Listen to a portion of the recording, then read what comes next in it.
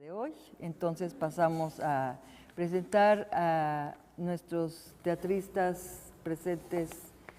Luisa Huertas, egresada de la Escuela de Arte Teatral del Instituto Nacional de Bellas Artes y del Centro Universitario de Teatro, alumna de Héctor Mendoza y Luis de Tavira, 47 años en la profesión de actriz, ha actuado en 80 obras de teatro, ha trabajado en 39 películas, decenas de producciones televisivas y series, docente desde hace 33 años. En el CUT es maestra y responsable del Colegio de Voz, cofundadora y desde 2007 directora general del Centro de Estudios para el Uso de la Voz, CEUVOZ, único en su especialidad en Iberoamérica. Es coordinadora del Colegio de Voz en Casa Azul, de Argos. Algunos de sus galardones son Premio a la Mejor Actriz del año 98, otorgado por la Asociación Mexicana de Críticos de Teatro, Premio Bravo a la Mejor Actriz en 2002, Premio Ariel en 1989 de coactuación femenina por su papel en Mentiras Piadosas de Arturo Ripstein, reconocimiento APT a la Mejor Actriz 2016, entre otros. Es miembro del elenco estable de la Compañía Nacional de Teatro desde 2008. Actriz de número de esta misma compañía a partir de 2016. Bienvenida, Luisa.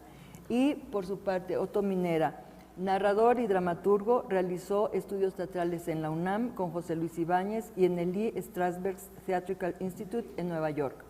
Se ha desempeñado como traductor, profesor del Colegio de Literatura Dramática y Teatro y principalmente como dramaturgo, actor y director. Miembro fundador de Circo, Maroma y Teatro, compañía independiente que ha realizado numerosas obras de teatro para niños y adultos por toda la República. Premio Casa de las Américas por su obra Siete Pecados en la Capital. Fue director de Escénica, revista de teatro de la Dirección de Teatro y Danza de la UNAM, director del Centro Cultural Helénico, así como coordinador nacional de teatro del IMBA. Y una cosa que no me apuntaron aquí, pero que es muy importante para el evento que se realiza el día de hoy, es que este caballero organizó también, como ahora lo hizo Nacho Escárcega y el CITRU, un evento conmemorativo pero revitalizador de qué pasa con el teatro en México en 1991, en donde se trató de hacer como un diagnóstico, que es lo que también estamos tratando de hacer aquí, por eso estamos convocándolos a ustedes que sean como testigos de lo que ocurre, pero a la vez partícipes y que estemos en un diálogo, que por eso yo creo que se llama coloquio, con estas personas con tantísima experiencia que, o sea, ahorita lo que acabo de leer verdaderamente es nada al lado de lo que estas personalidades han vivido y han experimentado. Entonces, pasamos inmediatamente a escuchar primero a la dama acerca de cuál ha sido tu participación, Luisa, en la escena mexicana en los últimos años. En los últimos 47 años, pues por fortuna he estado constantemente en escena. He hecho teatro fundamentalmente con la UNAM, con el IMBA y en algunos casos teatro comercial, los menos. La obra que más me marcaría en ese sentido fue la primera que hice en teatro comercial, como yo digo, la primera por la que coticé a la ANDA, en 1970, que fue Los Albañiles, de Vicente Leñero, dirigida por el maestro Ignacio Retes, y con la que hicimos una gira por todo el país luego de la temporada en el Xola. Alguien está ensayando, ¿verdad? O esos gritos de qué son. O se está peleando. O se está peleando.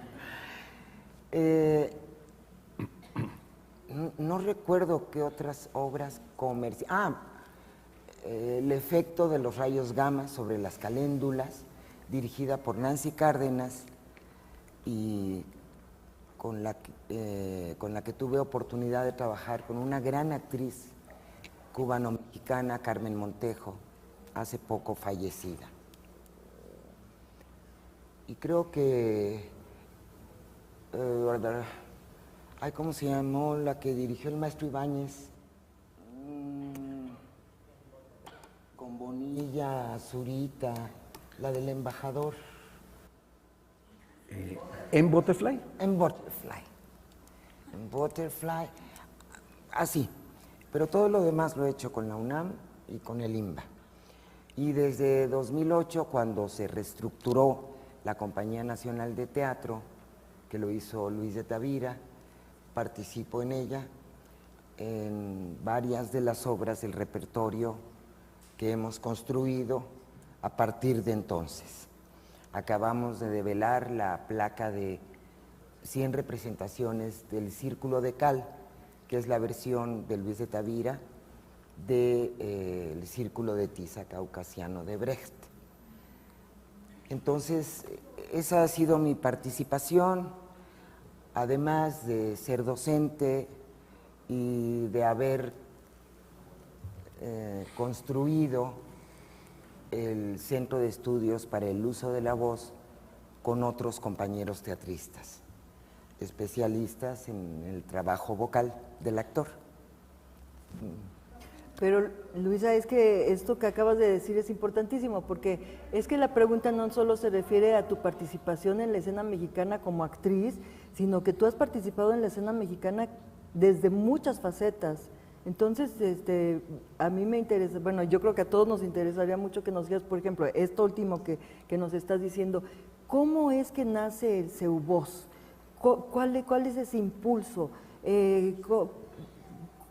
Porque es un tremendo riesgo emprender realmente una aventura. ¿Cómo pasa?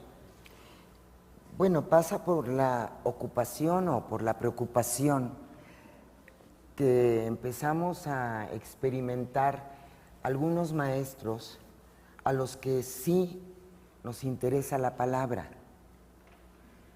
que la palabra del actor sirva para que sea voz de otros en la sociedad.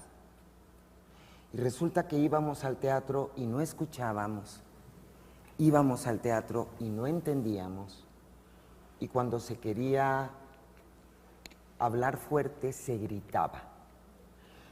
Y me tocó estar en exámenes de escuelas en donde, habiendo comenzado la función de una puesta muy buena, etcétera, con una voz maravillosa, un chico haciendo la ópera de los 3 centavos, terminó afónico la función. O ir a ver Troyanas en una interesante puesta y escuchar sobre todo a los hombres pegando de gritos, desgarrándose las cuerdas y descansando cuando escuchaba la voz de las mujeres a las que había asesorado la maestra Angelina Peláez, que es una maravillosa actriz y especialista también en el trabajo vocal. Esta inquietud que yo puedo entender. A mí me tocó entrar a la ENAT, ahora EAT en aquel tiempo, cuando todavía se ocupaba mucho la carrera del trabajo vocal. Tuve la fortuna de ser estudiante del maestro Torrelafan, creo que el decano del trabajo vocal en México. Pero después, yo creo que fue después de 68, de alguna manera, que los jóvenes empezamos a rechazar la palabra. ¿Por qué? Porque la palabra mentía, porque la palabra era demagógica, porque la palabra no decía, y por muchas otras cosas. La verdad, lo confieso con vergüenza ahora, pero cuando yo estaba en la escuela todos queríamos hacer Tennessee Williams, Edward Albee, no sé, Arthur Miller, y ay, qué flojera hacer, no queremos hacer Carballidos ni Magañas, y eran nuestros maestros, teníamos el privilegio de tenerlos en el salón de clase, a Hugo Argüelles, pero nosotros queríamos hacer realismo norteamericano, entonces queríamos hablar como James Dean y como... Lo que pasa es que ya nos habían maleducado nuestros maestros de voz. Y teníamos muy claro que teníamos que ser escuchados y entendidos. Pero en mi tercer año de la Escuela de Teatro de Limba, tuve la fortuna de ser estudiante de Héctor Mendoza, con el que revisamos realismo y nos examinamos con Siglo de Oro. A mí ya me gustaba la poesía y el verso, pero ahí me enamoré definitivamente de ese trabajo. Y luego cuando entré al CUT, al nuevo CUT, que también renovó Héctor en 73, yo entré en 75 ya con 5 años de trabajo profesional, pero me puso una condición terrible para entrar: no puedes trabajar en teatro. Le dije, maestro, ¿y de qué voy a comer? No sé, averiguar. Ya había hecho algo de radio, en radioeducación fundamentalmente. Y fui rápidamente a hablar con Enrique Atonal, con el que habíamos hecho un espectáculo sobre poesía de Santa Teresa de Ávila, Sor Juana y la monja portuguesa, en 77 en Santa Catarina, y ya era de la UNAM. Ahí hay un dato medio raro, qué lástima que sea puta, ya fue posterior. Bueno, le dije, dame chamba. Y sí, hacía un noticiero todos los días a las 8 de la mañana, leyendo editoriales que me daban 3 minutos antes de entrar al aire. Obviamente fue un entrenamiento vocal impresionante. Saide, aquí tenemos a otra gran actriz universitaria, Saide Silvia Gutiérrez. Gracias por venir. A mí la radio me abrió un mundo que no conocía. Fue el mundo de la voz. Con la voz tenías que expresar todo. No había gesto, no había ojos, no había cuerpo. Se los digo como un antecedente muy lejano. Ok, ya me tardé mucho, sí, ya voy.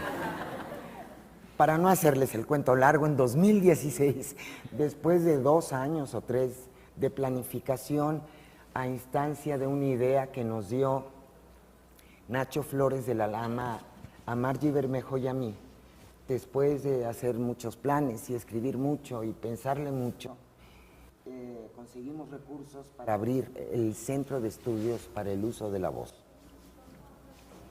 para tratar de renovar el trabajo vocal en el país.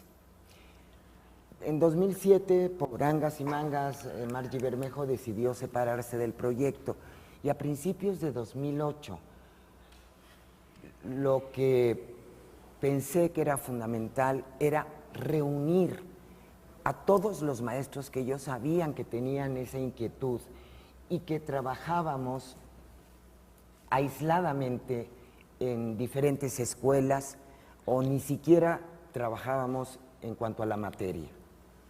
Fue una hermosísima reunión que reunió a 3 generaciones de actores. Estaba desde Miguel Flores, Angelina Peláez y yo, hasta Jorge Ábalos, Juan Carlos Beyer, los hermanos Flores de la Lama, Marta y Felipe, ya fallecidos, y yo con la gripa que traigo. y Tania González, Carmen Mastache, Indira Pensado, y ahí estuvimos, y para mí el actual decano del trabajo vocal en México, Fidel Monroy.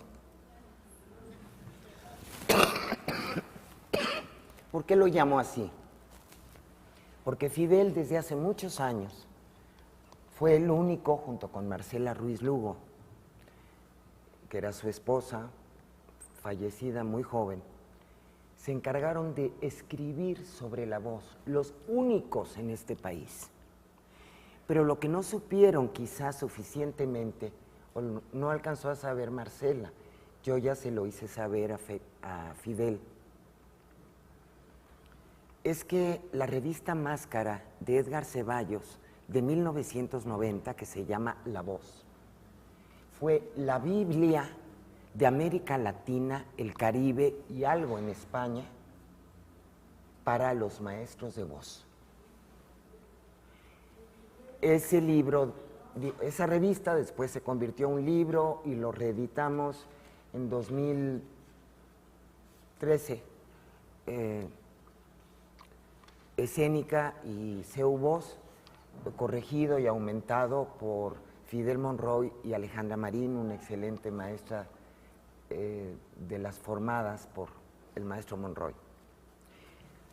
El CEU Voz lo que quiere es descentralizar el conocimiento de esta materia. Ese mismo 2007, en 2008 fue que realizamos el primer encuentro nacional de la voz y la palabra para invitar a gente de todo el país. Y la petición unánime fue capacitación. En la mayoría de los estados donde hay escuela de teatro, la capacitación vocal que se le da al actor es canto, que es muy bueno, pero no es lo mismo que utilizar la palabra. Los que tienen el privilegio de tener escuela de teatro o la carrera de teatro en alguna universidad, en algunos estados no hay casi ni casa de la cultura. La situación ha cambiado un poquito en 10 años. Hicimos un recuento el año pasado, cuando cumplimos 10 años de existencia en el CEU Voz, y se han abierto 3 carreras de teatro en aquellos lugares donde no había nada. Quintana Roo, Guanajuato, que con toda la vida teatral que ha tenido siempre, no tenía facultad. Y no recuerdo ahora cuál es el otro estado. Es decir, de alguna manera, creo que hemos aportado un grano de arena, no a que se forme la carrera, pero sí a que se tome en cuenta este trabajo. En el primer encuentro nacional de la voz y la palabra invitamos directores, dramaturgos, bailarines y músicos para hablar de la voz del actor. Y tuve el privilegio de contar con Héctor Mendoza, con el cual había tenido algunos enfrentamientos desde que era mi maestro. Pero después también, porque él decía, y tenía toda la razón, que cuando el trabajo del actor es orgánico, la voz aparece orgánicamente. Y estoy totalmente de acuerdo. Cuando es verdadero el trabajo del actor, es decir, ¿qué es eso de verdadero? Nos meteríamos en una cena de negros, cuando está en el aquí y en el ahora. Pero yo le decía, sí, maestro, pero se requiere técnica. El pianista, el bailarín, el futbolista no dejan de practicar todos los días. Y cuando el actor está enfermo, como yo ahora, tiene que dar función, se le tiene que escuchar, se le tiene que entender y se le tiene que comprender lo que está diciendo. y discutíamos al respecto. Yo me baso también en una frase de Stanislavski que dice que cuando la inspiración no baja, la técnica le ayuda al actor a dar función a la hora fijada en los carteles. Entonces, aunque técnica se ha entendido siempre como falta de frescura, como falta de verdad, como engolamiento y como mentira y como falsedad, la técnica son herramientas para que el actor haga con su voz lo que le dé la gana para el tipo de personaje que necesita.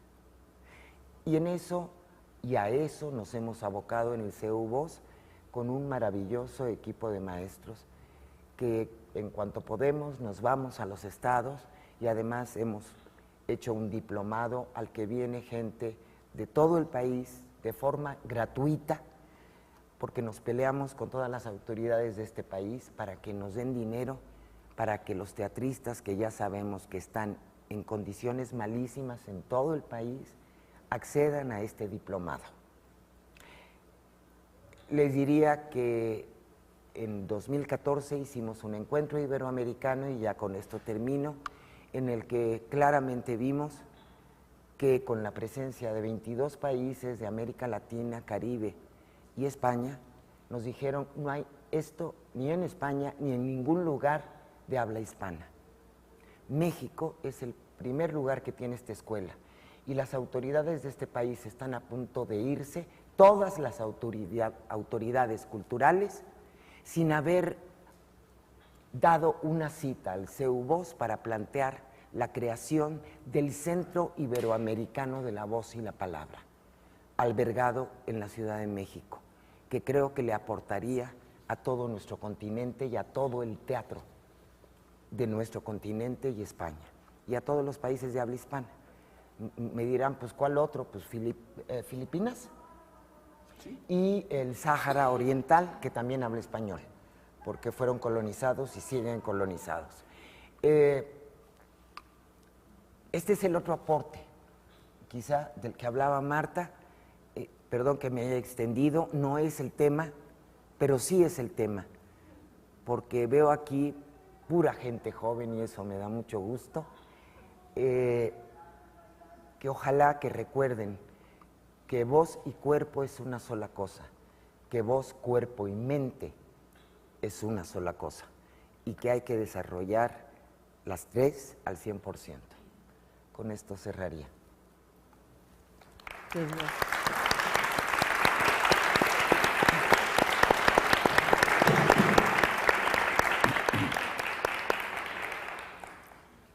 Otto,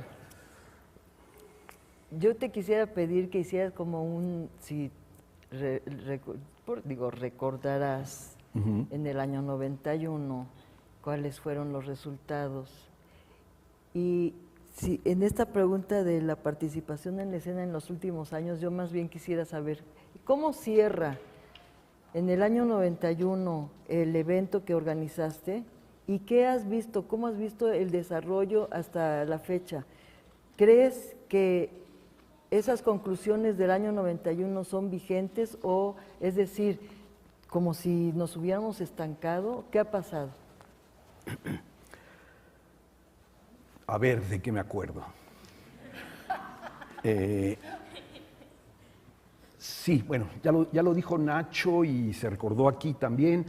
Esto primero se hizo hace 50 años, que quedaron esas participaciones en un libro que es muy difícil de conseguir, sobre todo cuando te lo roban. Yo lo tuve y no lo tengo ya, desapareció.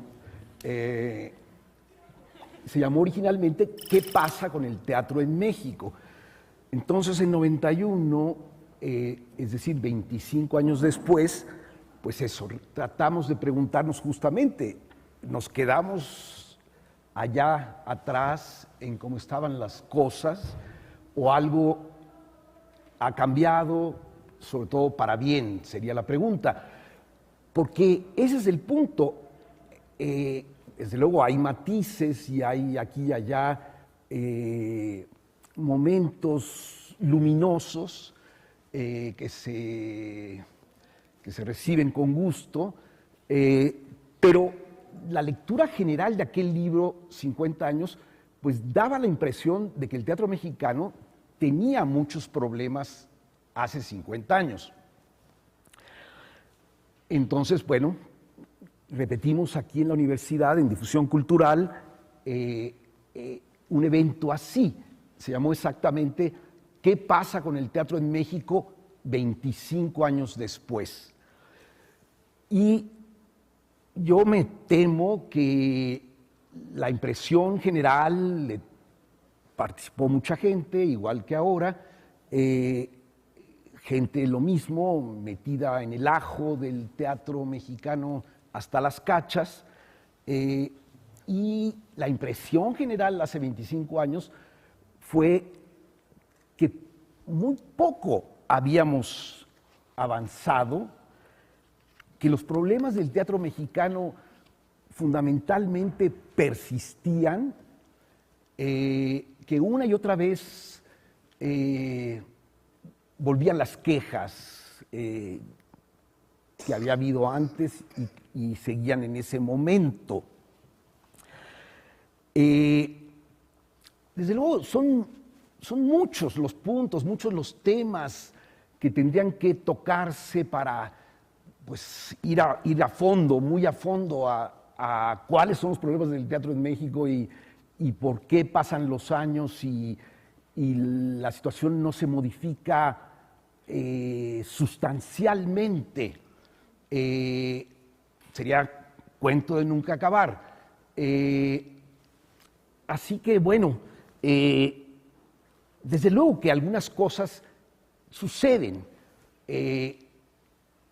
algunas cosas buenas suceden, a lo mejor no duran demasiado, precisamente por los problemas generales del teatro y del país en general, que hace que los esfuerzos se diluyan, se pierdan, no cuajen.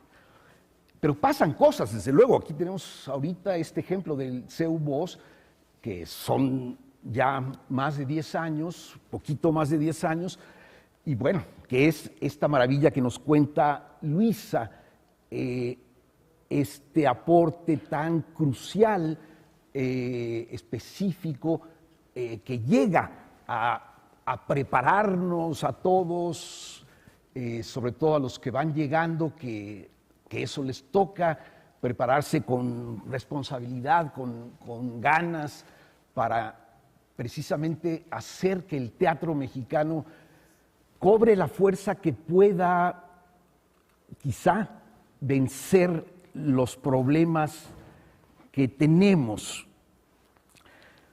Pero otra vez, la primera impresión que yo tengo el día de hoy es que han pasado 50 años y tristemente hay una situación general delicada, digamos, del teatro mexicano.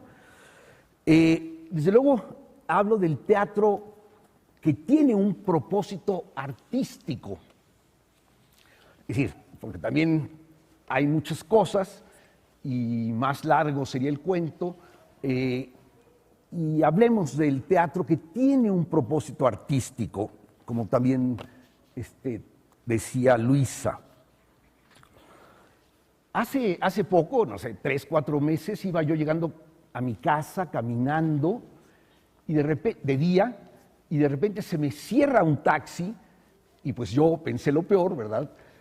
Aquí me van a bajar el celular, la cartera, etcétera. Pues nada, se baja un joven y se me va encima y me dice, maestro, ¿cómo está usted? En efecto, era un exalumno aquí del colegio, había sido mi alumno, no sé, 2, 3 años antes, y bueno, pues lo que me dijo fue, aquí estoy en el taxi, no encuentro trabajo como actor. Y lo he buscado, y me he esforzado, y he dado la batalla por trabajar en el teatro, y ya salí hace 2, 3 años, y bueno, pues tengo que ganarme la vida y tengo que comer y no puedo ser un parásito, ¿verdad? Y aquí estoy en el taxi. Y pues desde luego me dejó pensando, ¿no? Aunque debo decir que lo pienso todos los años, ¿no? Como saben ustedes, nada más al colegio de teatro, pues llega un número grande, 100 muchachos y muchachas llegan a la facultad cada año, nada más al colegio.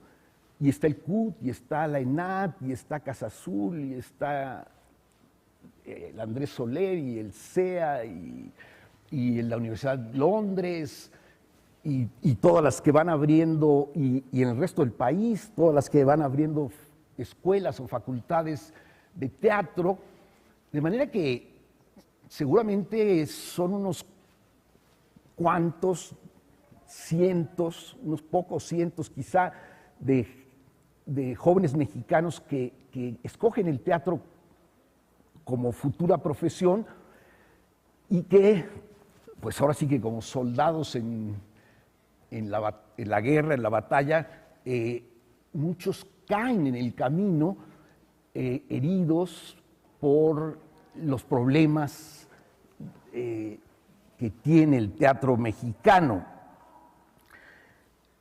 Ese alumno, por ejemplo, yo creo que ahora sí que no cantaba mal las rancheras, era un buen prospecto. Y incluso uso lo de no cantaba mal las rancheras porque además de actuar, de verdad cantaba. O sea, tenía esa gracia, pues bastante lograda, tenía voz como para cantar, ¿no? Pues ni con eso, ¿no? Es decir, diría que un problema central es que nuestra profesión es muy precaria, que los lugares de trabajo son escasísimos, que las oportunidades de trabajo son menos de las que necesitaríamos. Y que pensando así apocalípticamente casi, pensaría que se sale de la escuela y no se encuentra lugar de trabajo en muchos casos, y no dudaría, digamos, que se despierten en todos estos jóvenes instintos asesinos, ¿verdad? Ya que se mueran, ¿no? Estos que están allá adelante ocupando los asientos, ¿verdad? Ocupando los lugares. Como se acuerdan esa novela de Bioy Casares, El diario de la guerra del cerdo, en donde las juventudes deciden acabar con los viejos. En fin, es toda una preciosa novela de Bioy Casares, como todo. No, les doy la idea de que la lean, nada más. Y todas las de Bioy, además, de paso, ¿no? Es decir, no hemos creado en 50 años. Me quiero imaginar que antes, en un México mucho más pequeño, la profesión, había menos gente, creo, además, que buscaba el teatro, menos jóvenes que buscaban el teatro. Era como una tradición casi familiar, y llegaban, no solo, pero más o menos, y llegaban unos cuantos al teatro en una sociedad más pequeña, y era una situación un poco más feliz, digamos. Me parece que la que ahora, en fin, gozamos o sufrimos, ¿verdad? El punto es que en 50 años verdaderamente, a mi juicio, no está creada la profesión en el teatro con propósitos artísticos, y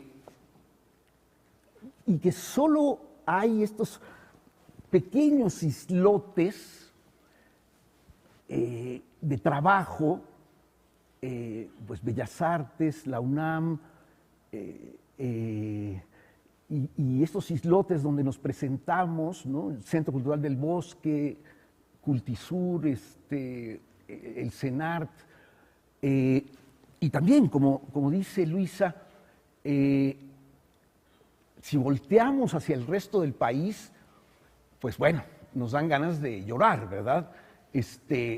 La situación es mucho, mucho más difícil.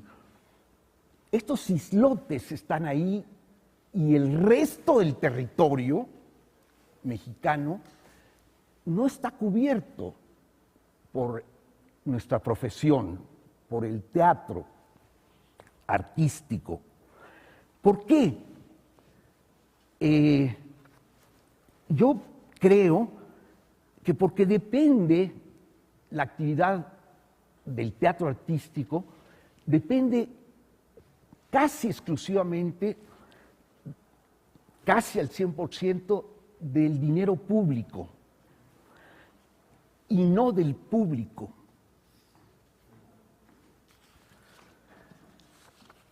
Y el dinero público no da para más de lo que tenemos. El presupuesto que se destina al teatro en este país, que las instituciones destinan al teatro. Fíjense, Fernando de Ita, un importantísimo crítico, gente de teatro, también ha dirigido, etcétera, me contó alguna vez, viniendo él de regreso de un viaje a Alemania, donde uno de estos viajes, pues, muy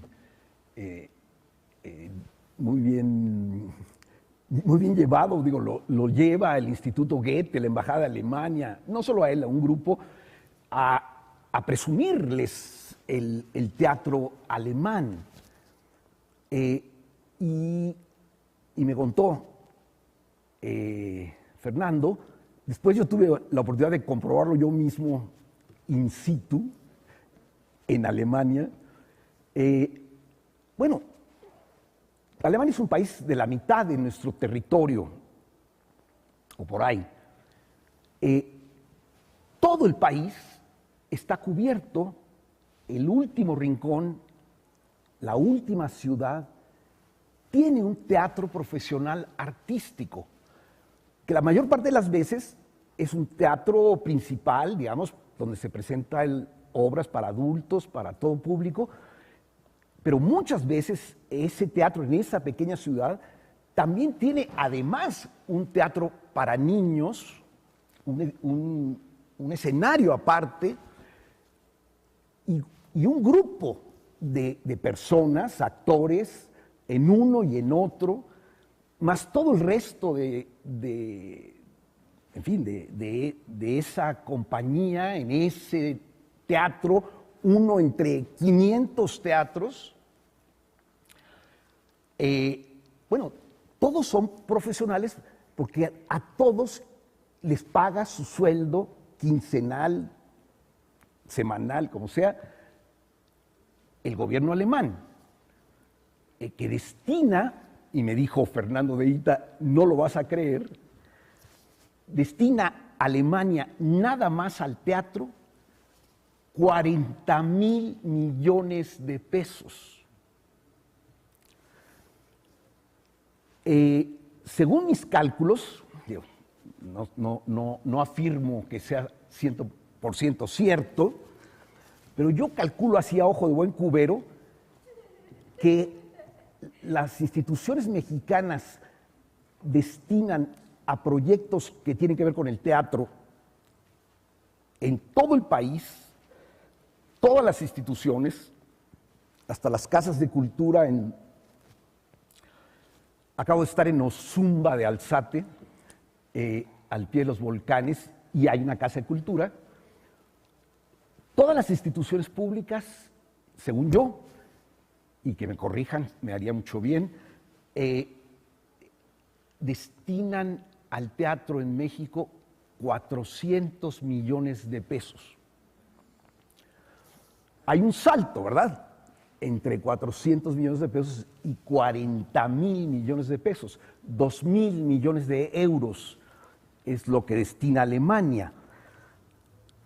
Entonces, con esas cantidades de dinero, que desde luego una parte regresa por taquilla, no el 100%, pero 60%, a lo mejor un poco más, regresa, y Alemania pues pone cada año la diferencia para volver a tener 40.000 millones de pesos que cuesta tener a miles de actores y los demás especialistas teatrales, diseñadores, directores, etcétera, para tenerlos a sueldo permanente todo el tiempo. Los muchachos salen de las universidades y ahí está ya una bolsa de trabajo en donde pueden apuntar.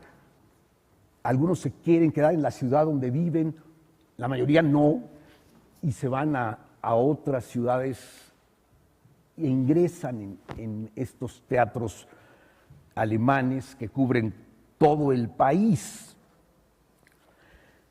Entonces, Alemania no nada más dice, sino hace, pone un dinero que es suficiente para ese propósito que ellos tienen.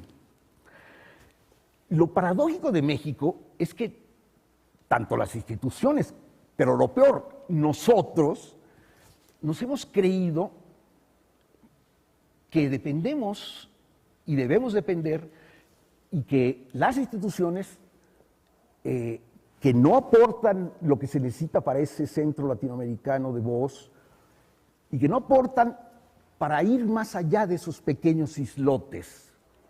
O sea, desde luego Alemania es un país mucho más rico que nosotros. Otra vez, esos son los problemas de nuestro país, además, todo ese otro orden.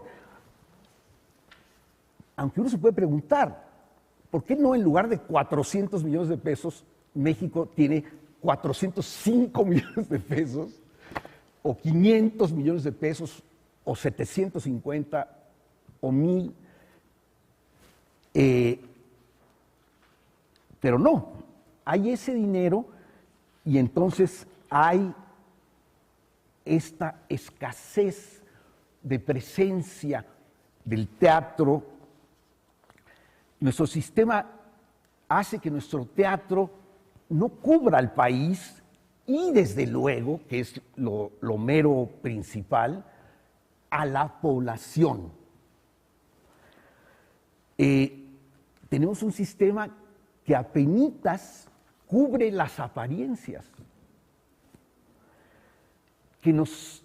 que hace parecer que hay un mecenazgo público,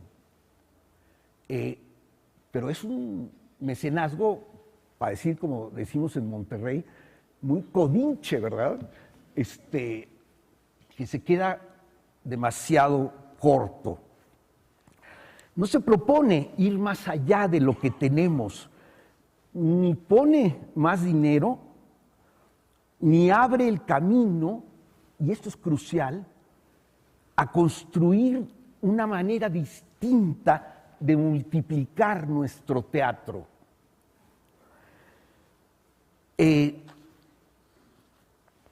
Hay varios modelos en el mundo. Alemania es un país que dice y cumple que se hace cargo del teatro artístico. México es un país que dice que se hace cargo del teatro público y no lo cumple. Y nosotros no lo creemos.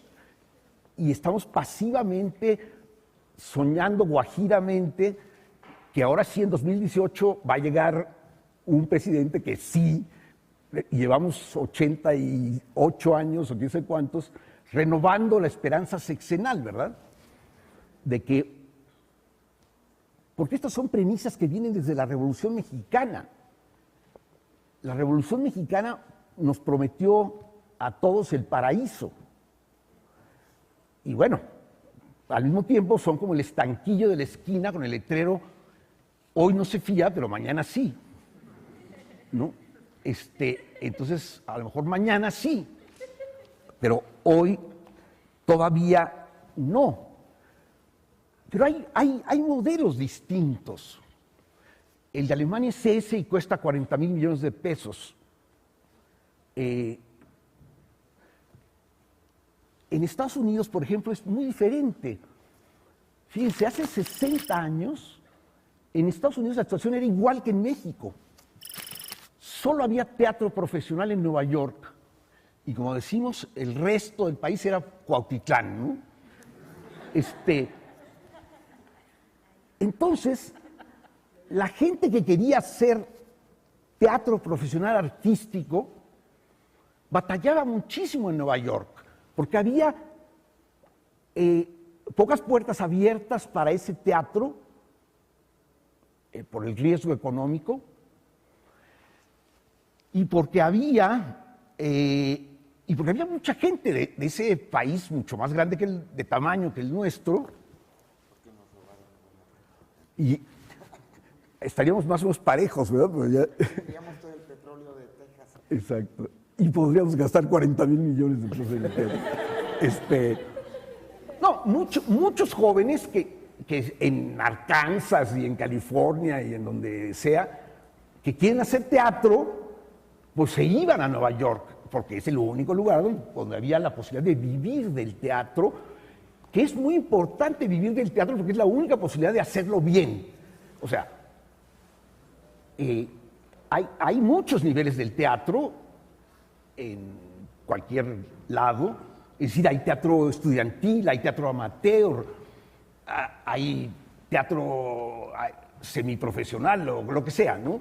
Creo que ese es otro de nuestros problemas, que no tenemos organizada la escalera del teatro y manejada con profesionalidad desde los escalones más bajos. O sea, el teatro amateur no tiene por qué ser un mal teatro. Los que se encargan, los directores o organizadores del teatro amateur deberían ser los mejores. Y ahí habría muchísimos puestos de trabajo para la gente de teatro. En fin, los jóvenes en Estados Unidos se iban a Nueva York y bueno, había pocos lugares de trabajo y había muy pocas posibilidades de hacer un teatro artístico verdaderamente, con un propósito artístico claro. Entonces, fíjense, una sola persona, un señor que se llamaba Peter Seisler, desde finales de los 50 empezó a decir, ¿por qué carajos no puedo hacer el teatro artístico que quiero? Otra vez, hacerlo porque ese es mi trabajo y porque ese es el trabajo que quiero hacer y quiero vivir de él. Y no me abren las puertas. Bueno, este hombre empezó hace 60 años un movimiento que hoy se conoce como el teatro regional de los Estados Unidos, que son alrededor de 600 teatros profesionales en prácticamente todas las ciudades grandes y pequeñas de los Estados Unidos, que le da trabajo a miles y miles de actores, directores, diseñadores, técnicos, escritores, etcétera, etcétera. En 60 años le cambiaron el rostro al teatro mexicano y empezó un señor. El teatro gringo. El teatro norteamericano, el teatro gringo, pero el teatro en la práctica, es decir, los teatros, los lugares de trabajo. Este hombre, Seisler, era él el que llevaba todo, principalmente, aunque tuvo un asistente genial también, una mujer que ella todavía vive, se llama Lindy Sesh. Bueno, en fin, ellos dieron con una fórmula distinta a la alemana, porque Estados Unidos evidentemente es un país distinto, y Estados Unidos no se iba a gastar 2,000 millones de dólares o más, porque pues, es más grande del territorio, como se gasta Alemania. Y no es en Estados Unidos el papel del Estado entrarle muy duro al mecenazgo. Sí hay algunos apoyos, becas, subsidios, pero muy, muy escasos. Ellos desarrollaron una fórmula que consiste en, simple y sencillamente, construir un público. Es decir, estos teatros regionales meten en la taquilla por los boletos que la gente compra y con los que llenan los teatros, meten 60 o 70% del presupuesto anual para pagarle a todos los trabajadores de cada uno de esos teatros. Cada teatro se hace cargo de sí mismo, desde luego.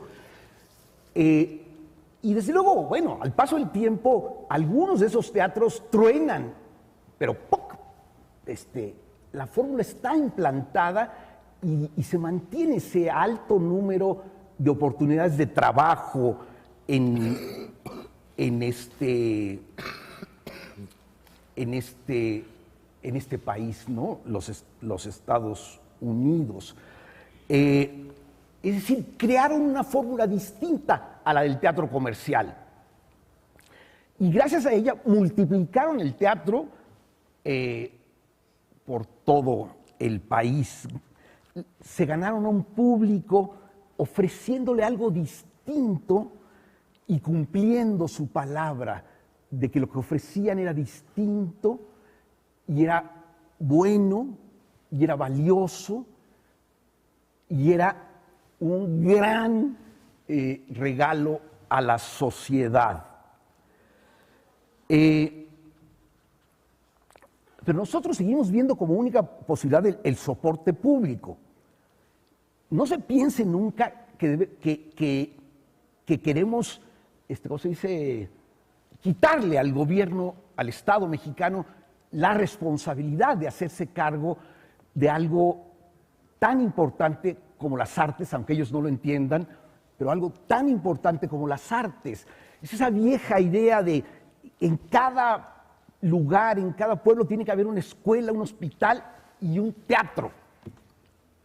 Y no se cumple. Bueno, creo que ni a veces ni el hospital ni la escuela, ¿verdad? Pero menos el teatro.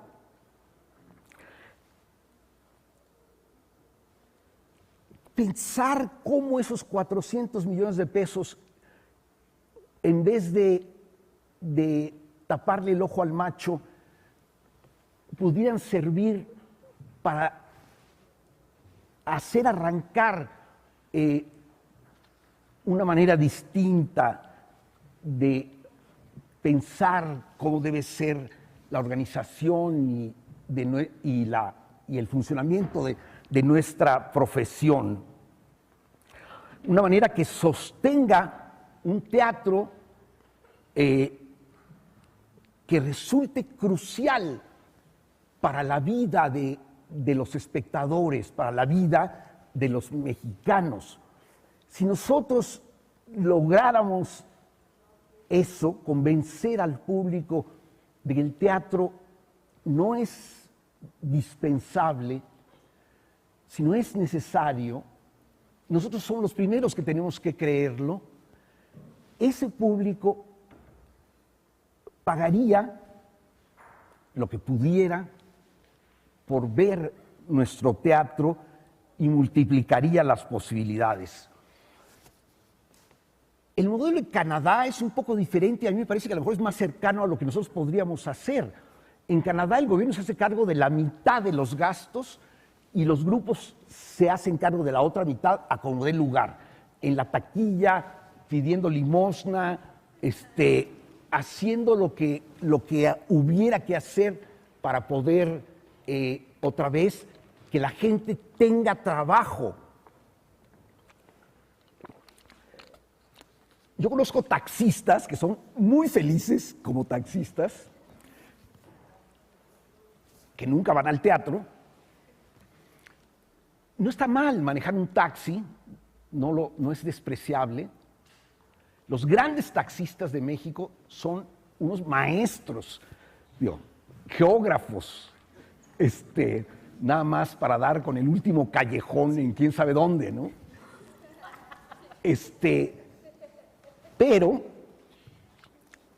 Pero este exalumno no quería estar en el volante del taxi. y esa es una situación diferente. Quizá nosotros podríamos, otra vez, tenemos que ponernos a la tarea de pensar cómo tiene que organizarse el teatro mexicano. No hay, ese es el gran problema, no hay en las instituciones proyecto, plan para el fortalecimiento profesional del teatro artístico en México, para que el teatro artístico profesional llegue a todo el país. Es decir, no se trata solo de aumentar el dinero, que estaría muy bien, pasar de 400 millones a lo que fuera, estaría muy bien pasar a tener más dinero, pero no solo es aumentar el dinero, sobre todo tenemos que pensar en cómo mejorar la manera en que se invierte el dinero, que rinda mejores frutos, de pensar a dónde queremos llegar y actuar en consecuencia. Otra vez, no hay, créanme, proyecto de fondo en las instituciones. Y por eso pasan 50 años y vamos en una inercia, básicamente, donde, pues bueno, algo pasa, pero la situación esencial no se modifica. La modificación esencial del reducidísimo tamaño de la profesión teatral artística. En fin, ¿cuál sería el diseño de un futuro diferente para nuestro teatro y, junto con pegado, desde luego, para el país? Para conjurar otro país, se necesitan, desde luego, muchas cosas, pero entre ellas se necesita otra manera de organizar el teatro en México. En la medida en que nuestro teatro depende del subsidio público y no del público, nuestro teatro se aleja del público, se centra más bien en las ambiciones creativas de los artistas. Hablo del público común y corriente, de los taxistas, de los cajeros de bancos, de los burócratas, de los profesionistas. Es decir, digo yo, tampoco estoy segurísimo, pero yo diría que el 99% de la población no asiste al teatro, y cuando asiste, y menos al teatro artístico, desde luego, y puede que sea peor del 99%, porque si somos 120 millones de habitantes en este país, y somos creo que un poquito más, el 1% es 1.2 millones de personas. Nuestros teatros no reciben 1.2 millones de personas, ni en la Ciudad de México, y desde luego menos en el resto del país. Hugo Argüelles, que era un gran chismoso, y que por ese canal del chisme se enteraba de todo, un día me dijo que él sabía de buenas fuentes que en la Ciudad de México había 12,000 personas, en la Ciudad de México había 12,000 personas que eran el público regular del teatro artístico, que buscaban el teatro artístico. Yo me acuerdo que Ludwig Margules presumía con toda razón que había logrado un gran éxito. Cuarteto dio en su teatro, en su escuela, en el teatrito de su escuela, dio 100 funciones y él decía que agotadas las 100. Sí, Es decir, las 60 butacas agotadas. Si esto es cierto, digo, a lo mejor un día faltó, se quedó un asiento vacío, ¿verdad? Creo que sí fue cierto o muy cerca. Era para estar orgulloso de eso. Era una obra preciosa, un montaje precioso. Es decir, Cuarteto tuvo 6,000 espectadores. ¿Qué porcentaje es 12,000 personas o 6,000 personas de la población de este país? Y esos logros como el de Margules están bien o muy bien. En el sistema que tenemos está más que bien. Pero esto es en la Ciudad de México, otra vez, y ya sabemos que en general en las ciudades de los estados, no sé si lo saben, aquí debe haber, llegan aquí muchos de ustedes que vienen del interior del país. Uno no da crédito. En Monterrey, por ejemplo, esta ciudad sota, atrasadísima culturalmente, ¿no? Yo soy de Monterrey. Por suerte llegué a México a quinto de primaria, ¿no? En Monterrey los esfuerzos de grupos teatrales generalmente avanzan y terminan en dar 2 funciones. Y ya, si les va muy bien, a lo mejor hacen 2 fines de semana, 4 funciones. ¿Cómo se puede vivir así manejando un taxi? ¿Cómo puede alguien ser un profesional si no existe la profesión? ¿Cómo se puede hacer el mejor teatro que pueda conquistar la fidelidad de mucha gente? Aquí lo importante, me parece, que tendría que ser un combustible para un motor, para ir hacia otro lado, es saber si nos parece deseable que en vez de que de plano el 99% de la población no vea teatro nunca, o que si llegan al teatro sea solo a ver un teatro que no tiene como prioridad un propósito artístico, si nos parece deseable que la mayoría de la población, mucha gente, vea el mejor teatro artístico posible. ¿Cómo se hace realidad eso en la totalidad del país?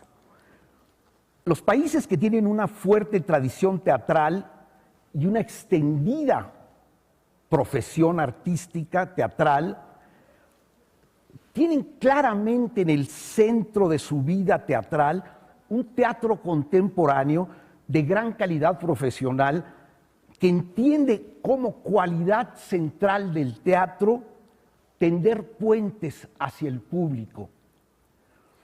Ese es el pilar central que crea públicos muy amplios, que hace que los teatros estén siempre llenos y que la gente viva bien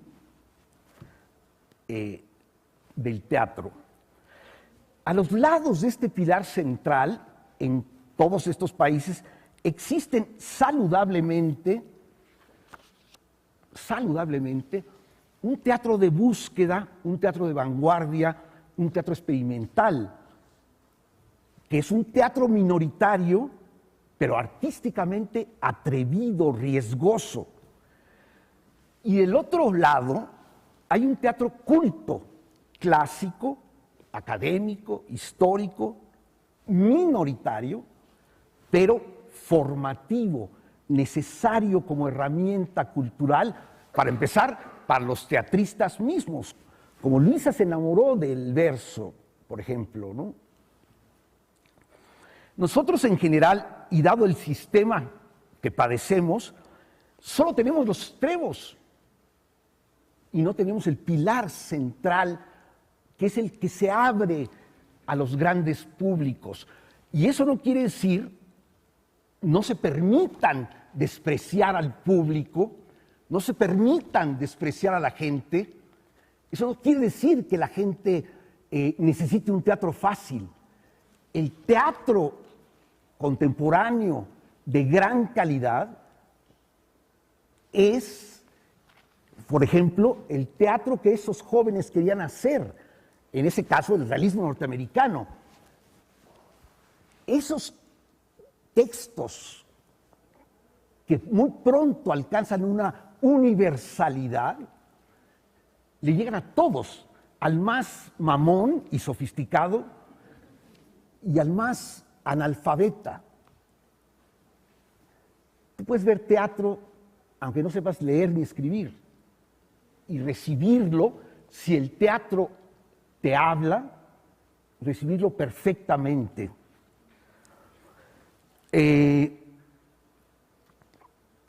Entonces, nosotros entendemos cerradamente, estrechamente, como teatro artístico, únicamente el teatro de búsqueda, el teatro de vanguardia, el teatro experimental. Bueno, allá cada quien, pero en los hechos, atrapados en el sistema, permítaseme la exageración estadística, la gente se queda fuera. Y no existe entonces la profesión teatral para el teatro con propósitos artísticos, porque no se puede crear amplios públicos fieles si la mayor parte de las veces, o casi de manera única, se ofrece solo un teatro de búsqueda que, tristemente, porque muchas veces no se tiene el oficio finalmente teatral y solo se tiene la soberbia y la mamonería de decir que yo soy un gran artista y a ver si me entiende la gente o no me entiende. Si se ofrece solo un teatro de búsqueda, que a menudo no encuentra lo que busca. Además, más allá de un reducido grupo hacia el que ese teatro coquetea, y si el sistema no permite la construcción de identidades artísticas, de compañías artísticas, de proyectos artísticos que de manera continua y regular ofrezcan lo mejor de sí mismos para satisfacción tanto de un escenario resplandeciente de verdad artística, como de una sala llena hasta los topes. Gracias.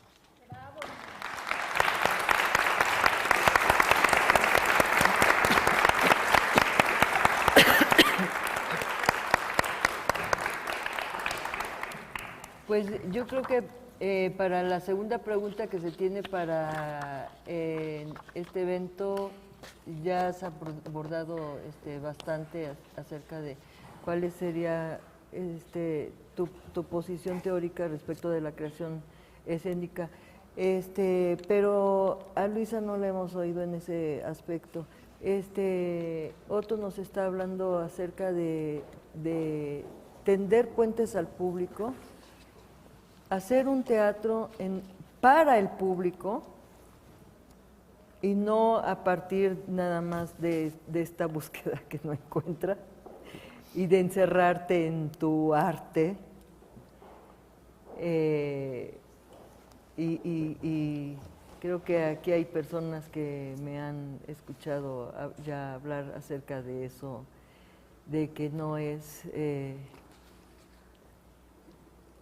de que no es culpa del público, que muchas veces el público asiste a una obra de teatro y sale de allí diciendo, oh, qué tonto soy, no entendí nada, y yo les digo, ustedes no son los tontos somos los que estamos de este lado haciendo cosas que no se entienden. O sea, eso no es posible. No es posible. Y ahí pasa algo, no necesariamente es todo...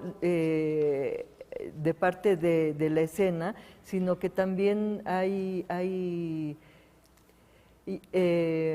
un profesional que recientemente se está formando en el Colegio de Literatura Dramática y Teatro por parte del área de teatrología, que es el mediador entre la puesta en escena y el espectador.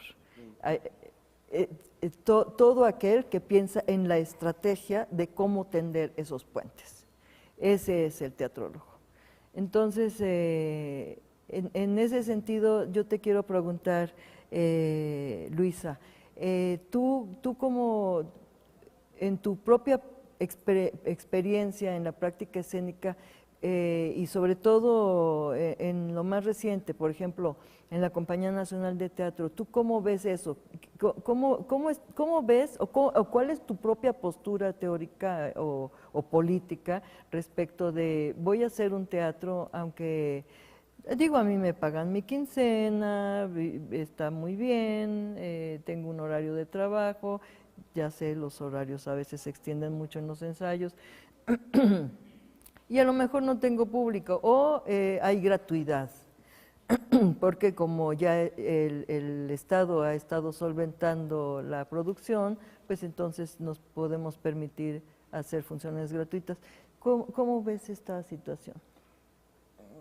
No quisiera empezar por la Compañía Nacional de Teatro, porque esa es una situación privilegiada, absolutamente, que tenemos unos cuantos que de todas maneras somos un montón, somos cerca de 50 actores, que se entra por concurso, hay que entrar a una convocatoria, etcétera. No es, como se ha dicho en muchos lados, durante 8 años fueron los amigos de Luis de Tavira y ahora serán los amigos de Enrique Singer.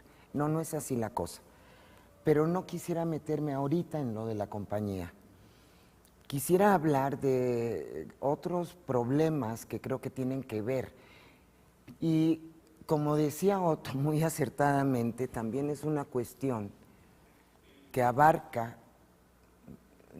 No podemos centrarnos en pensar nada más en el teatro como un ente aislado. Al contrario, el teatro tiene que responder a las necesidades de una sociedad, de un país. Esto que decía, tiene que vivir del público. El público, idealmente, tendría que necesitar del teatro. Y en ese sentido, pues nuestro trabajo tiene que buscar esa necesidad. Y tiene que ver con algo que contesté al cuestionario que nos mandaron. ¿Cuál es su posición teórica acerca del teatro?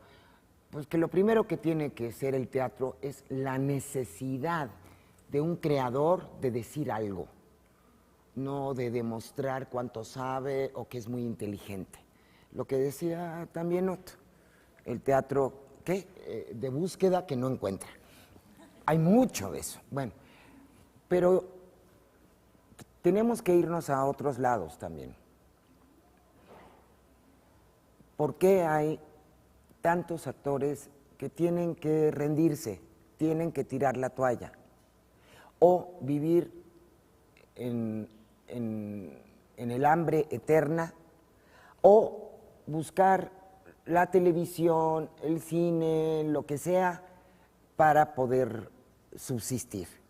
Y yo no tengo esas ideas de que está prohibido, es prostituirse, ir a la televisión. No. Tendríamos que hablar mucho sobre estas cosas. Pero hay que pensar en una cosa, la gente puede pagar el teatro. Yo me lo pregunto. Me lo pregunto porque, curiosamente, los teatros, a partir de la medida de los 30 pesos los jueves, están repletos en la UNAM y en el Centro Cultural Universitario. Es maravilloso estar en los jueves de teatro, en estos recintos. Pero Luis, es que también se trata de el teatro, ¿en qué lugar de la jerarquía no sé, área de entretenimiento o de cultura y recreación está en el público? porque fácilmente tú ves el juego que acaba de pasar en el estadio, cuánto cuesta la entrada, o ayer que veía en Facebook, vendo mi boleto de Corona, o sea, ¿me entiendes? Es decir, hay eventos en los que cuesta mucho más que 30 o que 75 pesos, etcétera, la entrada, pero está en un rango más alto que el teatro. Eso es de lo que yo creo estaba hablando Otto acerca de qué necesidad, esa necesidad del público acerca del teatro. Parece que entonces necesitan más otro tipo de espectáculos y no el teatro. ¿Qué es lo que está pasando ahí? Tan sencillo, Marta, a mí se me hace la respuesta muy obvia. Pues el teatro no aparece en la televisión. Los niños están viendo el fútbol en televisión y a las estrellas en televisión desde que la mamá está panzona. Por eso estaba hablando de lo otro. Sí hay que crear un público, por supuesto, pero también entendamos la otra parte. No nos hagamos tontos. Tampoco la gente ya va al cine. Cuando yo era niña costaba 3 pesos el cine y después 10. Sí dirán el año 1 conejo, más o menos. Pero la familia podía ir al cine. La familia enterita. ¿Sí? Y había los elegantes y los de Piojito. ¿Sí? Y a los de Piojito íbamos con tortas, como en la obra de Julio Castillo, y nos echábamos 3 funciones comiéndonos nuestras tortas. No nos costaba más la palomita y el refresco que la entrada al cine, como sucede ahora. ¿Qué otra cosa nos falta? Aparte de sueldo, nos falta infraestructura.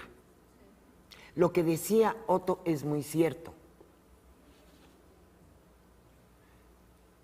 Hay posibilidad de, pero no olvidemos que en otras épocas, yo sí creo que la revolución le dejó cosas muy importantes a este país, pero que no hemos sabido defenderlas.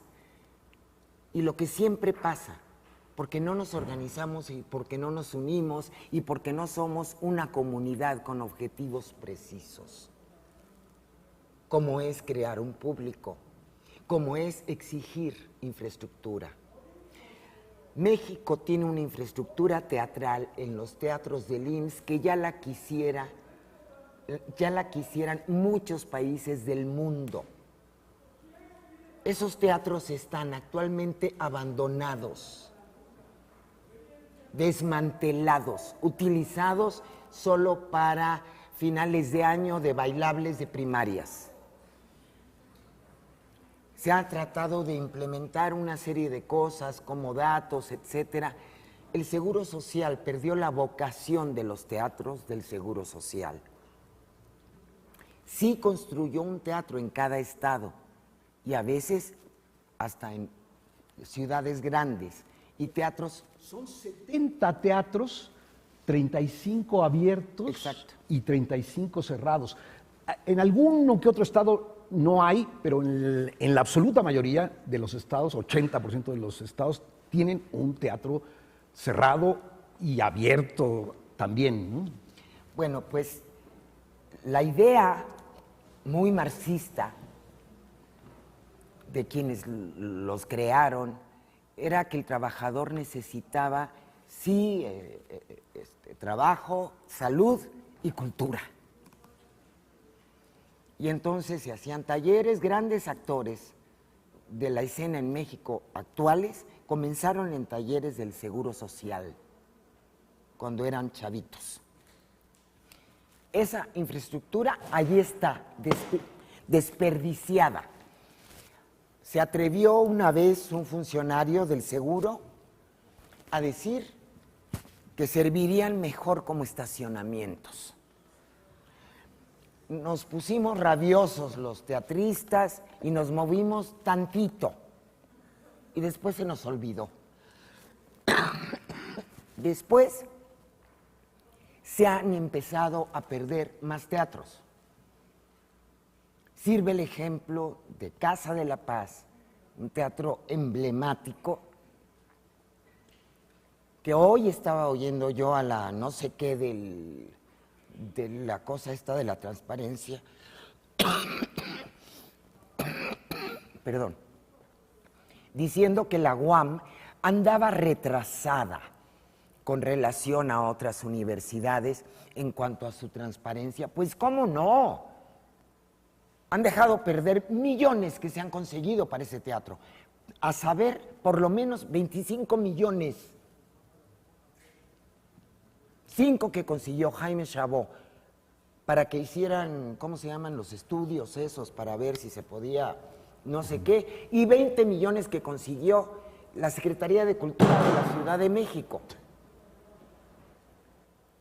Y el teatro sigue caído y no se abre. Y anuncian Teatro de la Paz porque creo que abrieron la bodeguita de no sé qué, y no se han construido nuevos teatros. Entonces, sí hay, yo tengo una esperanza en ustedes, porque ya está sucediendo. Cuando la gente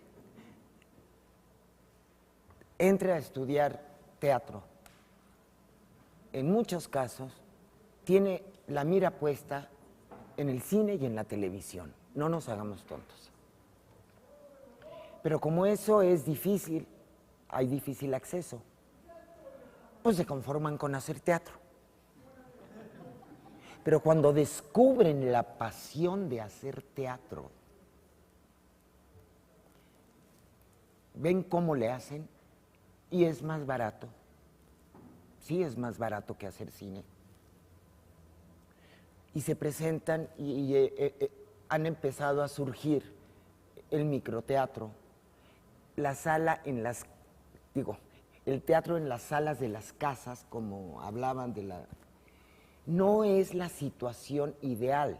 Lo que dice Otto es lo que yo he dicho siempre. Conozco el modus operandi de Canadá, porque he trabajado con canadienses y he estado allá, y de otros países organizados. Lo que pasa es que aquí dependemos de los gustos de los funcionarios en turno. No hay una política cultural hasta la fecha. Se creó una Secretaría de Cultura a la que no se le da presupuesto, pero que además se puede gastar millones en una ópera que se va a presentar 3 días en Bellas Artes. Me acuerdo que cuando Héctor Azar dirigía el Teatro de la UNAM y el Teatro de Bellas Artes, que le decíamos el zar del teatro, porque pues, era quien hacía lo que le daba la gana, por eso tomamos el Foro Isabelino, por eso lo tomamos, porque estábamos hartos de no tener lana para hacer teatro. Entonces, no hay una política cultural que le dé a las diferentes disciplinas lo que requiere. Y nosotros estamos ayunos de muchas cosas, de espacios, de presupuestos, pero sí puedo decir con enorme alegría, no estamos ayunos ni de creatividad ni de talento. Yo creo que a pesar de las malas condiciones, y mi último marido, con el que más duré,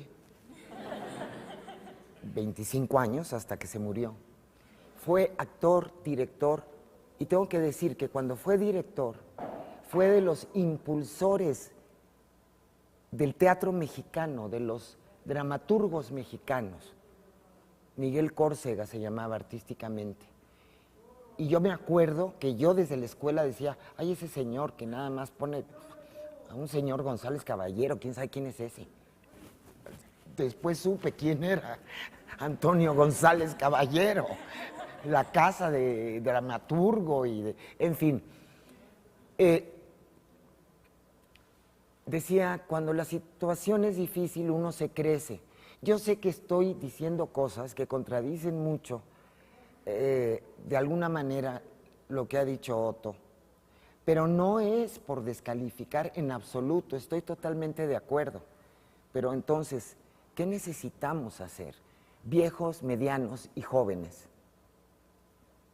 Luchar porque el teatro se respete. Y para eso necesitamos prepararnos, unirnos y organizarnos.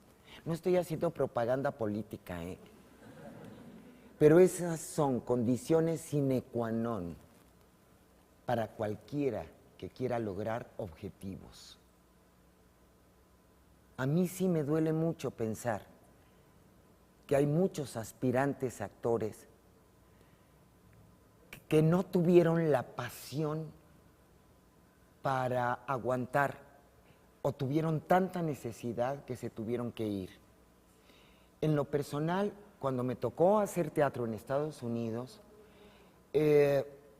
no encontré tanto estos teatros profesionales, Soto. Será que estuve muy en la frontera, pero me recuerda mucho la manera de hacer teatro en Tucson, Arizona, era muy parecida a la de aquí.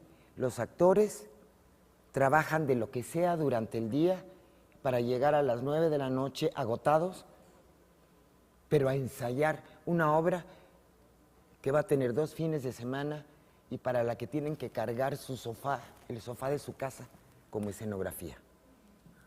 Así se hace teatro en este país, en los estados. Lo he visto, lo conozco, y hay grandes talentos. Grandes talentos. Y gente que ha luchado por años y por años y por años. Estamos hablando de Fito Arriaga, estamos hablando del rinoceronte enamorado en San Luis, en fin. Siempre hay alguien, algún apasionado del teatro que ha mantenido la llama viva, ahí con un pequeño grupo, con alumnos.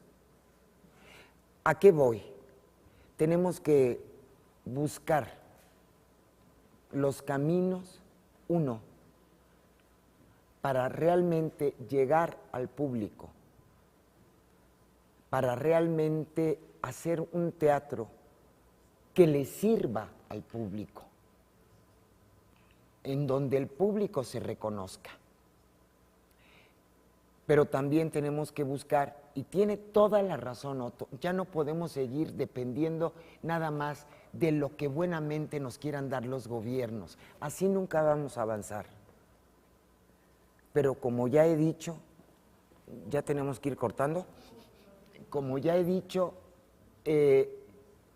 hay muchas maneras que se han empezado a encontrar para seguir haciendo teatro.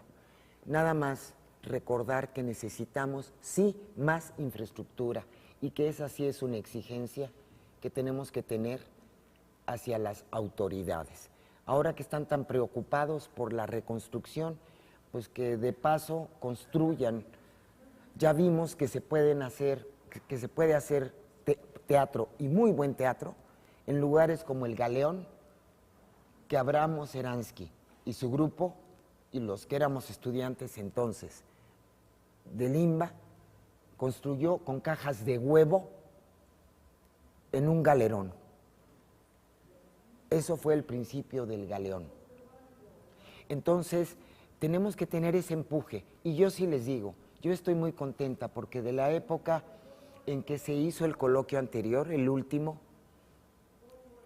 esa década yo estaba muy desencantada de la gente joven, de la gente más joven que yo, porque yo todavía estaba joven.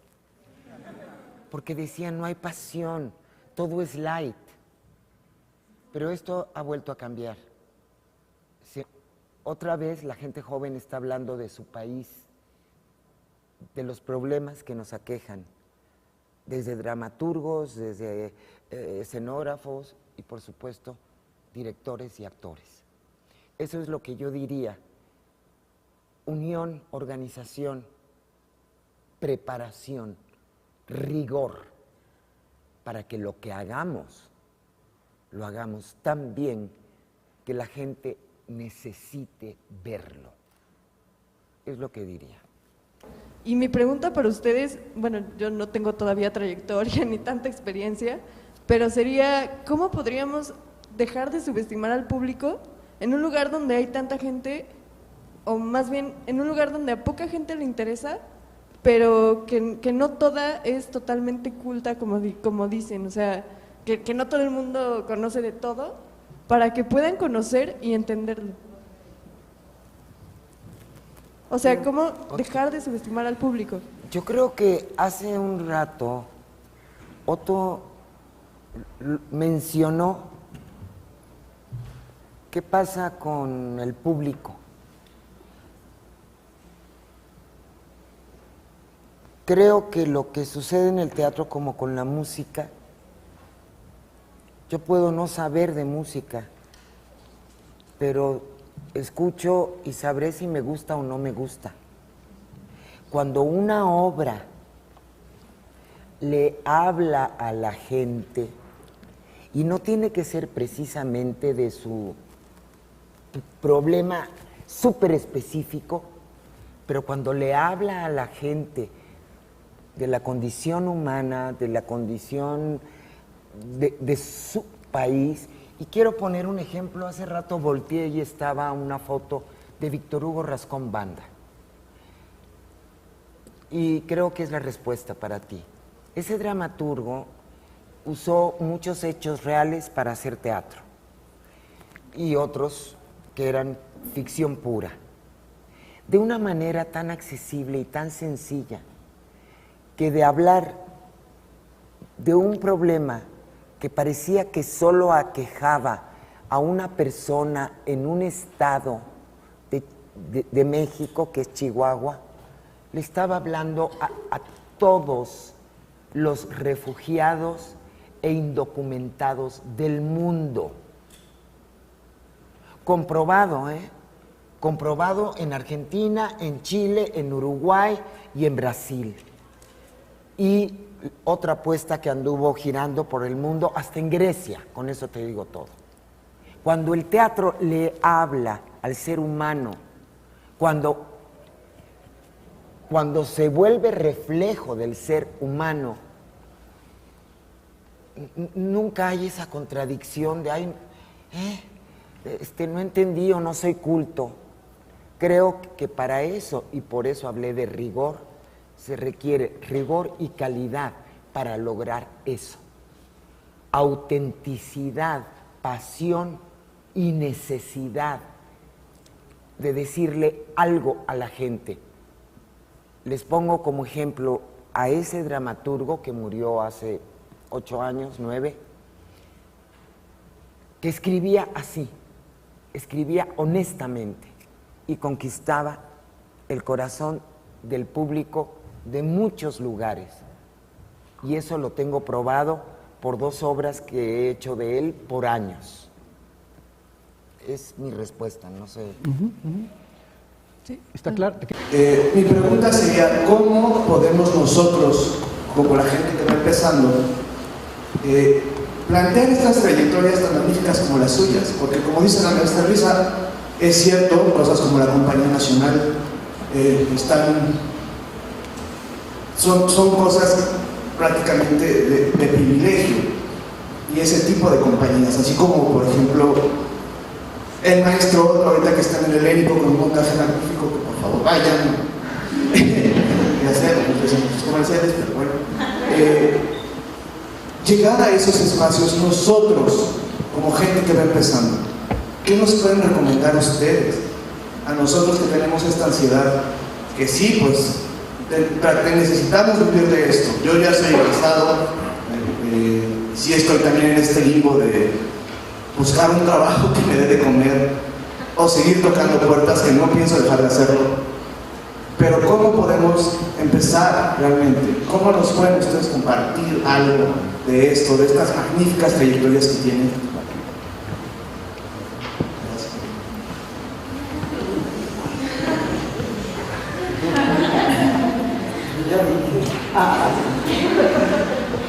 Bueno, como decía, ¿todavía hay micrófono? Sí. Como decía al principio, híjole, son demasiadas cosas, demasiados puntos. Tendríamos que tener este coloquio cada semana, ¿verdad? Todo el año, para hablar de tantos aspectos. Mira, creo que desde luego, tomaría dos palabras que se han mencionado aquí: pasión y autocrítica, o crítica que decía ella, pero yo la digo autocrítica, ¿no? Sí, se necesitan desde luego muchas ganas, descubrir que uno puede tener muchas ganas porque está parado donde quiere estar.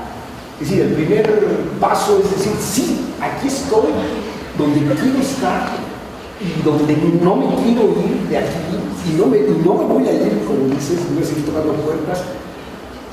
Y ese convencimiento profundo de una vocación, es decir, otra vez, uno puede hacer muchas cosas, desde manejar un taxi hasta, no sé, ojalá manejar un banco, lo que sea, no importa, uno puede hacer muchas cosas, pero el problema es descubrir lo que yo quiero hacer es teatro, y dentro del teatro, pues, el teatro artístico, digamos, ¿no? Llegar a ese descubrimiento generalmente cuesta mucho trabajo. Yo creo que en México sigue habiendo como muchos problemas de orientación vocacional. Digo, es mi caso. Yo llegué a la universidad a estudiar ingeniería civil. Pero déjenme eso. Cuando finalmente descubrí que no era ingeniería civil, le quedé en el aire porque siempre había pensado que iba a ser ingeniero civil. Y entonces no tenía la menor idea. Y un amigo que había estado conmigo en la prepa, por cierto, el hijo mayor del Loco Valdés, muy amigo mío, él me dijo, pues vete para acá, aquí me ha pasado muy bien. Administración de negocios. Estuve 2 años en ingeniería y perdidísimo 3 semestres en administración de negocios. Y un día estábamos echándonos un churro en un coche en el estacionamiento perdidos, porque claro, las almas se encuentran, ¿verdad? Estaba yo con 5 o 6 amigos que quién sabe por qué estábamos en la administración de negocios, y de repente llegó un amigo de un amigo a decir, cara, fíjense, en ese entonces había un programa en la UNAM, en difusión cultural, que ya no existe, que era absolutamente bien apoyado, que cada facultad, todas, o sea, arquitectura, odontología, la que fuera, formaba un grupo de teatro como una actividad extra, ¿no? Cultural. Pero a esos grupos se les asignaban directores jóvenes, egresados de la facultad o de donde se pudieran agarrar, y que lo que llegaban lo hacían con muchísimas ganas, era su primer trabajo profesional. Ganaban por dirigir a un grupo en una facultad, lo hacían con muchas ganas. Y bueno, se daban muy poquitas funciones, pero uno pasaba por eso. Bueno, llegó un amigo que venía de la facultad de odontología a decir, oiga, nos faltan 2 actores, ustedes no quieren venir. Pues si no, como no había nada mejor que hacer, ¿verdad? Fuimos, y desde luego el papel era nada, ¿no? Fíjense, era una obra de Genet, El balcón de Genet. Y entonces nosotros lo único que teníamos que hacer era, en un momento, vestirnos de soldados franceses, en otro lado vestirnos de árabes con una túnica, y estar parados ahí atrás, ¿verdad? En el cuadro, ahí nada más, ¿no? Bueno, ahí tuve el primer contacto con el teatro, bueno, estar ahí, bueno, porque llegamos casi ya al final, estaban ya a punto de terminar el montaje, y me tocó el montaje de luces, entonces estaba bien parado, viendo cómo fallaban las luces desde atrás del escenario, y oyendo las palabras de esa obra que yo jamás había oído palabras así, digamos. Entonces como que me tocó. Sin embargo, seguí jugando, bueno, uno puede dedicarse al teatro, y otra vez, como no tenía otra opción, y eso me había interesado, y después de, bueno, un pleito feroz con mi padre, porque volví a dejar la administración de negocios, pues, bueno, es una historia muy larga, pero las cosas que me largué a Nueva York a estudiar teatro, es insegurísimo, no sabía si eso era lo mío. Y al principio sufrí mucho las clases de actuación, nunca había parado frente de nadie, ¿no? Tuve un maestro maravilloso, John Strasberg, hijo de Lee Strasberg, él fue mi maestro, y yo llegué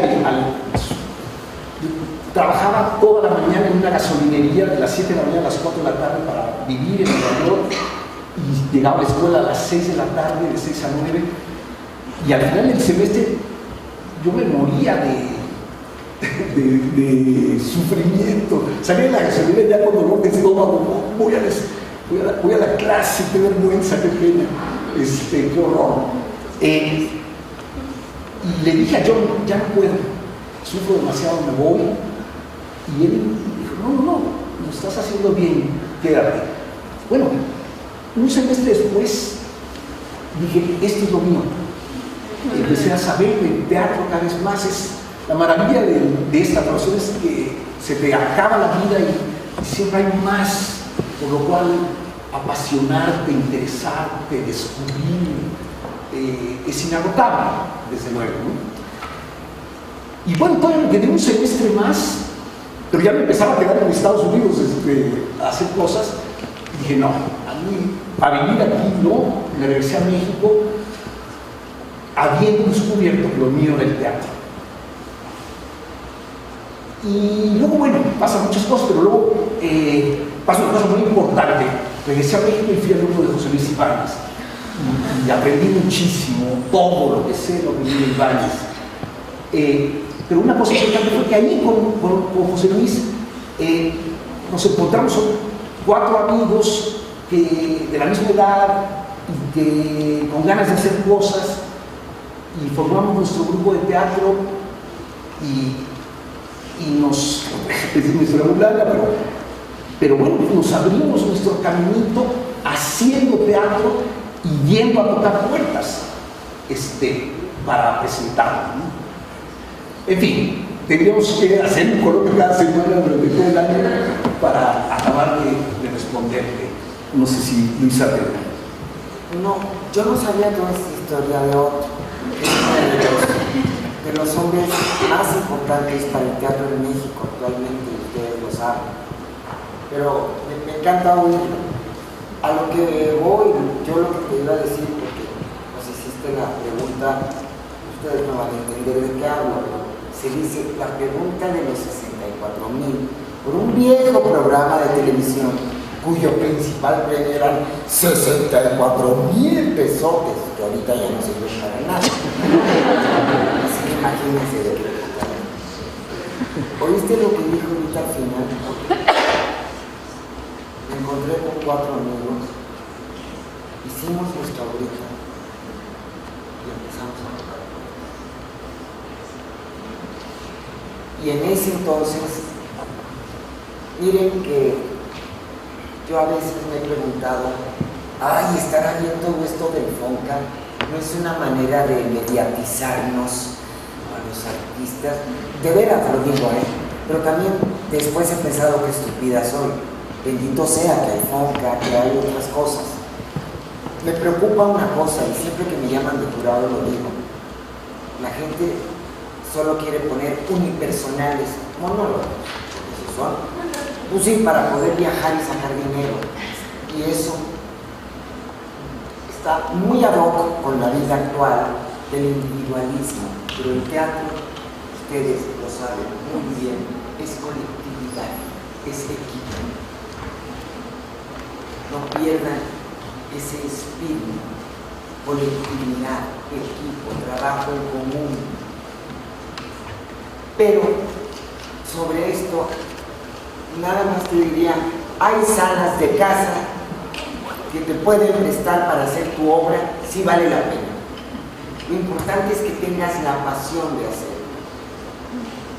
Unos lo descubren después de todo un largo viaje y otros lo decidimos a los 8 años.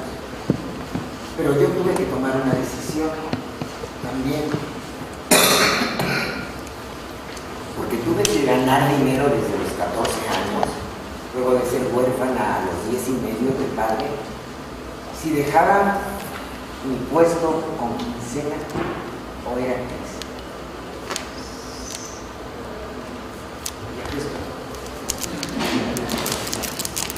Y después de muchos años volví a tener mesada,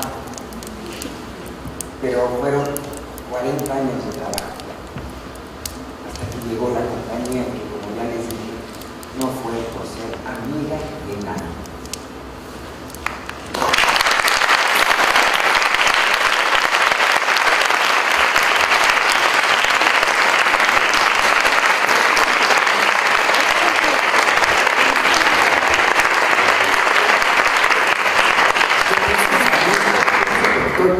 ¿Para qué me sostiene? Nada más quería decir una cosa. ¿Conocen una obra de teatro que se llama La Guerra Pedagógica? Búsquenla. Es de Héctor Mendoza. Y ahí acepta que son importantes los maestros. Bueno, pues les agradecemos mucho su asistencia. Perdón que no les pudimos dar la palabra a todos, pero los invitamos a que vengan, que vayan a comer y regresen a la sesión de la silla, que también está muy buena, y entonces a lo mejor van a poder externar sus inquietudes. Muchas gracias, muchas gracias.